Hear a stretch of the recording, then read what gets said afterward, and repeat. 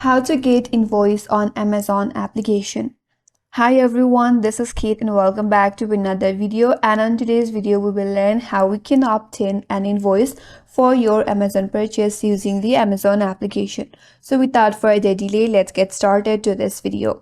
So first of all, launch the Amazon application on your mobile device and ensure that you're signed into your account. Once you're logged in, you will land on your home page. Now to access your order, tap on the profile icon on the bottom interface or the bottom part of this interface on the menu bar. So tap on the profile icon.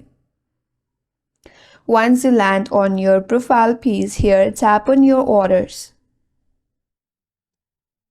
And in this page, you will see the list of your recent purchase.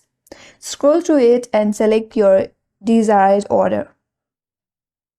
And then tap on the order for which you need the invoice for.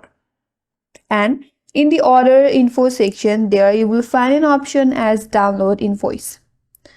There you have to confirm your selection and the invoice will be downloaded to your device. And that's the way to obtain the invoice on Amazon application. And that's all for today's video. Hope this video was helpful, and if you're new to our channel, consider subscribing. Thank you for watching and stay tuned for more videos.